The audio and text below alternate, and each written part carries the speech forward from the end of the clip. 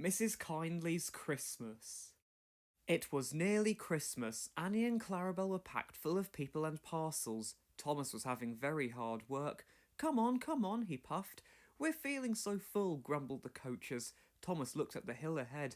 Can I do it? Can I do it? He puffed anxiously. Suddenly he saw a handkerchief waving from a cottage window. He felt better at once. Yes, I can, yes, I can. He puffed bravely, he pulled his hardest, and was soon through the tunnel and resting in the station. That was Mrs. Kyndley who waved to you, Thomas, his driver told him. She has to stay in bed all day. Poor lady, said Thomas. I am sorry for her. Engines have heavy loads at Christmas time, but Thomas and Toby didn't mind the hard work when they saw Mrs. Kyndley waving. But then it began to rain. It rained for days and days. Thomas didn't like it, nor did his driver. Off we go, Thomas, he would say. Pull hard and get home quickly. Mrs. Kyndley won't wave today. But whether she waved or not, they always whistled when they passed the little lonely cottage. Its white walls stood out against the dark background of the hills. Hello, exclaimed Thomas's fireman one day. Look at that. The driver came across the cab. Something's wrong there, he said. Hanging flappled and bedraggled from a window of the cottage was something that looked like a large red flag. Mrs. Kyndley needs help, I expect, said the driver, and put on the brakes.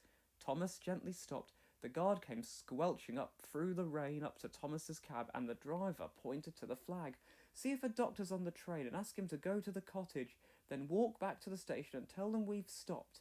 The fireman went to see if the line was clear in front.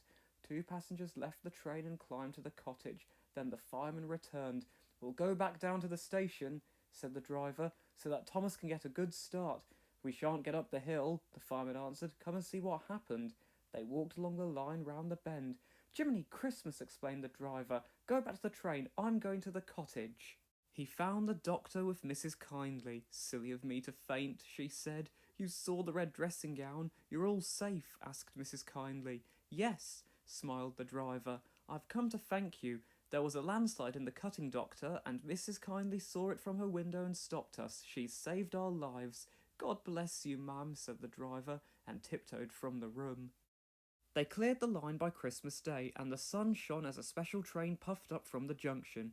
First came Toby, then Thomas with Annie and Clarabel, and last of all, but very pleased at being allowed to come, was Henrietta. Sir Topham Hatt was there, and lots of other people who wanted to say thank you to Mrs. Kyndley. Peep, peep, Happy Christmas, whistled the engines as they reached the place. The people got out and climbed to the cottage. Thomas and Toby wished they could go too. Mrs. Kyndley's husband met them at the door. Sir Topham Hatt, Thomas's driver, fireman and guard went upstairs while the others stood in the sunshine below the window. The driver gave her a new dressing gown to replace the one spoiled by the rain. The guard bought her some grapes, and the fireman gave her some woolly slippers and promised to bring some coal as a present from Thomas next time they passed. Mrs. Kyndley was very pleased with her presents. You are very good to me, he said. The passengers and I, said Sir Topham Hatt, hope you will accept these tickets for the South Coast, Mrs. Kyndley, and get really well in the sunshine. We cannot thank you enough for preventing that accident. I hope we haven't tired you. Goodbye, and a happy Christmas. Then going quietly downstairs, they joined the group outside the window and sang some carols before returning to the train.